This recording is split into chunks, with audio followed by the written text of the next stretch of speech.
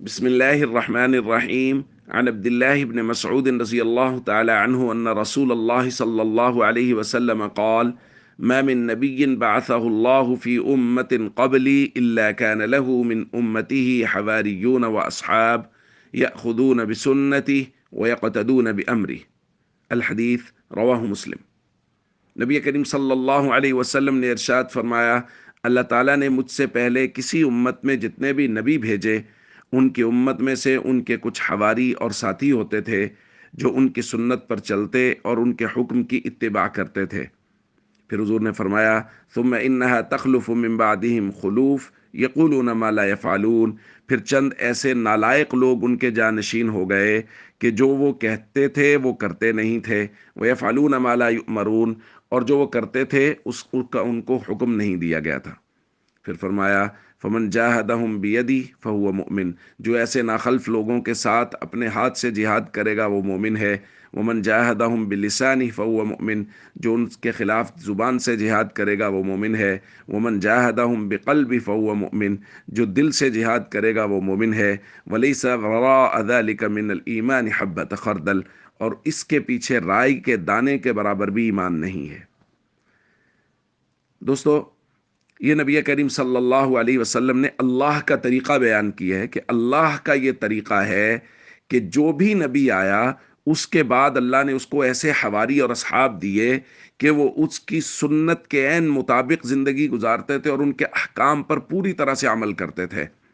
جیسا کہ ہمارے نبی صلی اللہ علیہ وسلم کے بعد جماعت صحابہ کرام، اللہ نے صحابہ اور اہل بیت کی ایسی جماعت نصیب فرمائی جنہوں نے نبی کریم صلی اللہ علیہ وسلم کے ایک ایک حکم پر جانیں قربان کر دیں، اور یہ نبی کریم صلی اللہ علیہ وسلم کے سب سے بہترین جانشین تھے۔ پھر ان کے بعد تابعین اور وہ زمانہ تبع تابعین جن پر نبی کریم صلی اللہ علیہ وسلم نے بہتر زمانے ہونے کی خود مہر لگا دی۔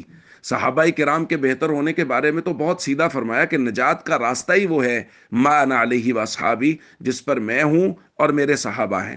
اور تابعین اور تبع تابعین کے زمانے کے بارے میں خود حضور نے فرمایا تھا، خیر القرون قرنی ثم الذین یلونہم ثم الذین یلونہم، یہ بہترین زمانے ہیں۔ ان زمانے کے لوگ حضور علیہ الصلوۃ والسلام کے منہج کے مطابق زندگی گزار رہے تھے۔ پھر کیا ہوا؟ پھر ایسے ناخلف لوگ پیدا ہوئے جنہوں نے انہی لوگوں پر اعتراض شروع کر دیا، یعنی جنہوں نے دین کو سنبھالا، رسول اللہ صلی اللہ علیہ وسلم سے دیا، سنتوں تک پر اپنی جانیں قربان کی، ان لوگوں پر ہی کچھ لوگوں نے، ناخلف لوگوں نے اعتراضات شروع کر دیے۔ اور آج کل سوشل میڈیا پر یہ بات بہت عام ہے، اور آج کل بہت سارے مواقع پر یہ بہت ساری بلیاں اپنے تھیلوں سے باہر آ رہی ہیں۔ ہمیں نظر آ رہا ہے کہ جو لوگ گستاخ ہیں، جب گستاخوں کے خلاف قانون بن رہے ہوتے ہیں تو سب سے زیادہ تکلیف بھی انہیں ہو رہی ہوتی ہے۔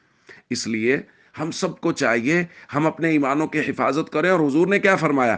حضور نے فرمایا، جو ان ناخلف لوگوں کے ساتھ زبان سے جہاد کرے گا، ہاتھ سے جہاد کرے گا، دل سے جہاد ظاہرہ ہو نہیں سکتا، اسی طرح ہاتھ سے جہاد کرنے کا بھی مطلب یہ ہے قلم سے ان کے خلاف لکھے، زبان سے ان کے خلاف بولے کہ لوگوں ان سے بچو، یہ ایمان کے ڈاکو ہیں، یہ رسول اللہ صلی اللہ علیہ وسلم کے بعد دین کے جو سب سے پہلے محافظ صحابہ اور اہل بیت ہیں، یہ ان کے خلاف بکواس کرتے ہیں۔ چاہے سوشل میڈیا پر بیٹھے ہوئے رافضی ہوں، بھلے ہی وہ نیم رافضی ہوں، ان سے بچیں۔ جماعت صحابہ کرام پر اور اللہ کے نبی صلی اللہ علیہ وسلم کے ان جانثاروں پر ہمیشہ بھرپور اعتماد رکھیں۔ والسلام علیکم ورحمۃ اللہ وبرکاتہ۔